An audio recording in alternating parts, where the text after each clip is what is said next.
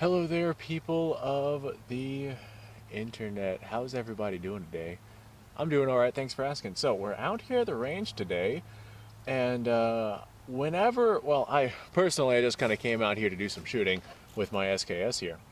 But while I was out here, I kind of had like one of those random flash memories pop into your head, like from a conversation that you had a while ago. I'm sure you guys get those moments where you're just out doing something, and then you're like, "Oh yeah, that happened." And I figured I'd go ahead and I'd make a video about this. Out here at my range, you guys see that I shoot my steel target pretty damn often. As a matter of fact, it's basically been completely destroyed over just years of full power rifle rounds smacking into it basically nonstop every single day. I've definitely gotten my money's worth out of that target. But anyway, I've had quite a few people ask me whenever I shoot this steel target at, say, 25 yards or so, they ask me, how is it that you never get hit with any kind of a backblast or shrapnel or spalling or anything like that? You're so close to that target. And I'm just over here like, well, let me go ahead and explain it. And I figured I'd go ahead and make a video on it. This way I can just like refer them to the video and I don't have to sit there and explain it in every single comment that I gotta, type it out or just copy and paste or something like that.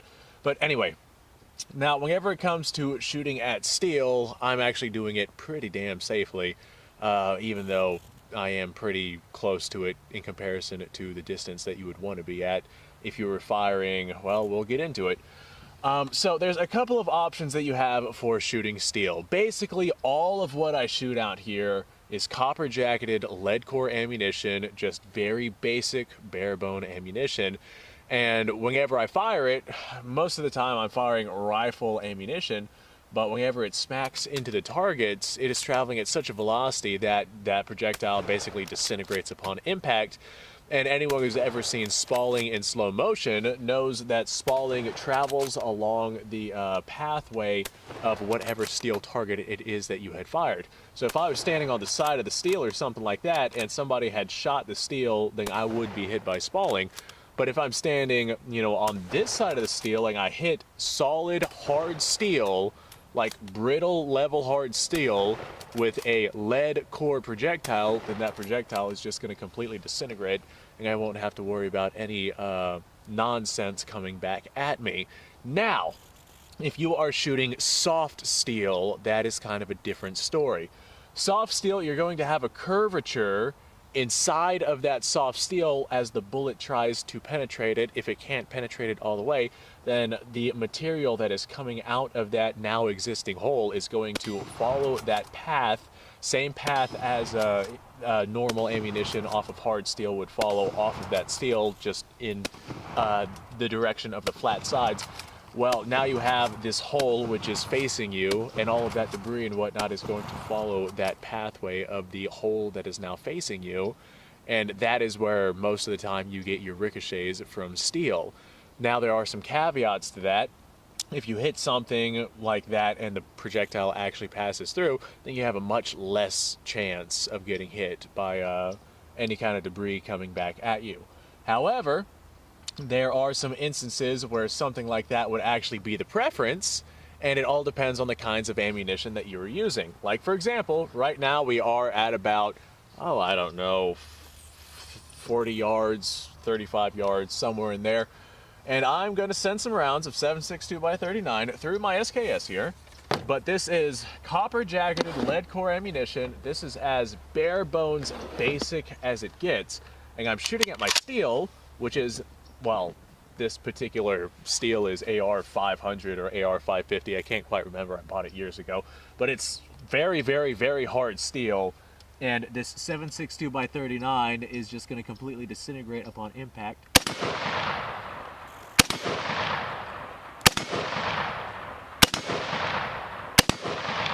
So all those rounds, whenever they smack into the steel, it basically like turns it into dust. Very fast moving dust that just kind of spreads around all over the place out there. But it will not come back at me simply because of the physics of what's going on down there. Now, if it was soft steel, and it created that crater, that hole, then I would have debris flying back at me. So there is a safe target to shoot with this particular type of ammunition at this range.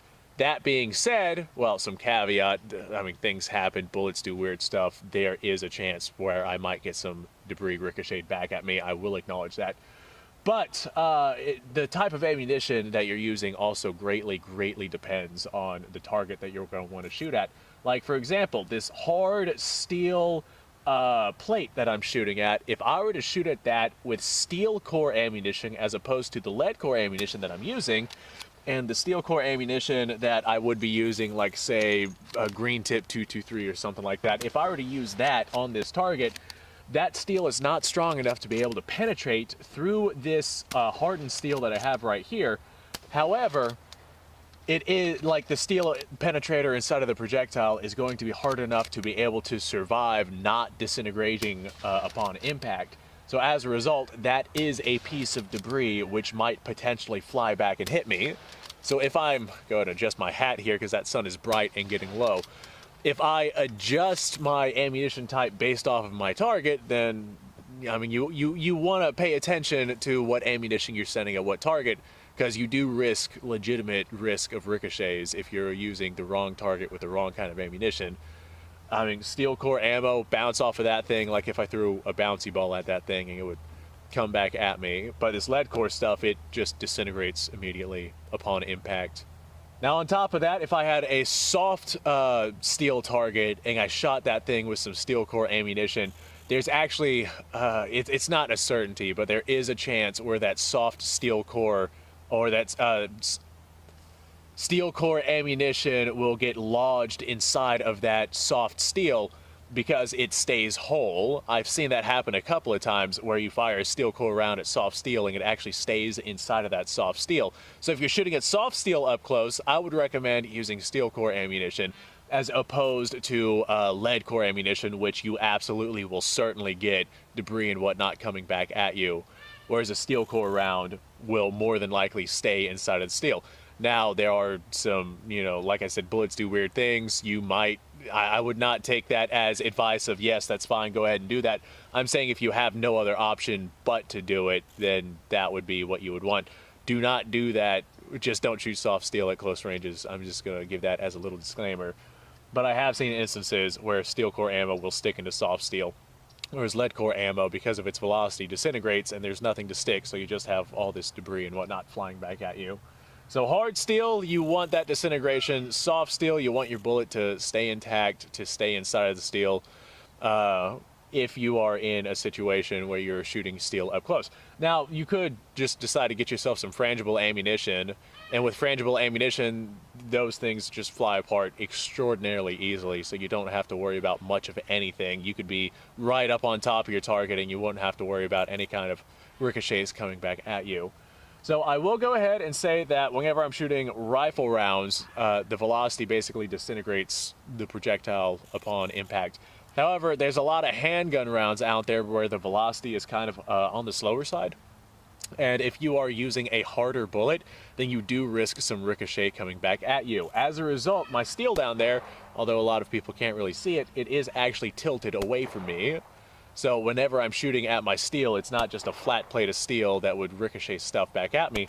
It's actually tilted to send things off into the distance and away from me. So that's just a little safety precaution that I do. And whenever I shoot handguns, I don't go right up on top of the steel. A lot of people will stand like 2 yards from steel, but if I'm shooting at a close target, I'll use a cardboard box or some paper or something like that, something that wouldn't reflect those rounds back at me. Rifle rounds I'm not really concerned about because, like I said, they just immediately basically turn into dust. But handgun rounds, slower velocity, they maintain mass a lot better because they're not completely disintegrated upon impact, depending on the round that we're talking about and the velocity that we're talking about. Like, for example, 45 ACP is definitely a slower round than some other rounds. And if you're rocking a hard 45 ACP, then you really do risk a chance of something bouncing back at you if you're just shooting at flat steel that is not curved or facing some other direction. You definitely risk some risk of impact. So hopefully this answered some questions on how I managed to shoot steel at the distances that I do shoot it at. I pay very close attention to my ammunition type, and I pay very close attention to what it is that I'm actually shooting at, which is something that you definitely want to do if you decide to go ahead and get to the shooting sport. So that being said, that sun is right in my eyes, and God does it suck. So I'm going to go ahead and say, hey folks, thanks for watching. Appreciate your time. Like, subscribe, share. Description below has linked to all sorts of stuff. Go ahead and go check that out. You guys go off, have yourself a fantastic day. Well, Kevin keeps screaming in the background. So I'm going to go see what Kevin is doing and probably start picking this up before it gets too dark. I'll see y'all in the next video.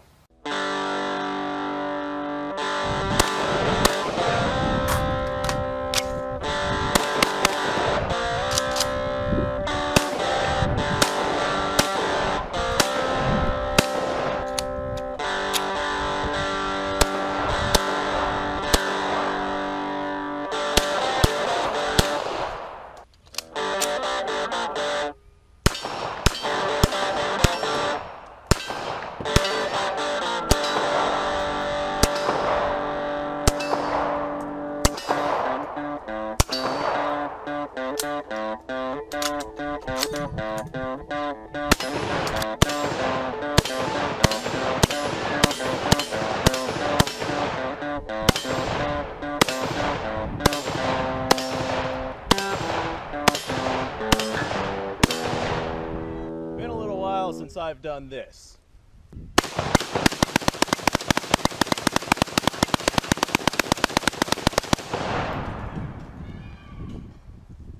Bonnie and Clyde be damned.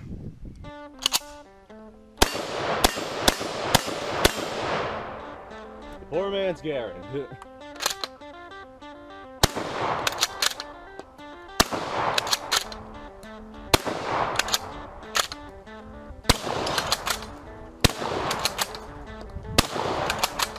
It's a shame that bolt-action shotguns aren't more mainstream.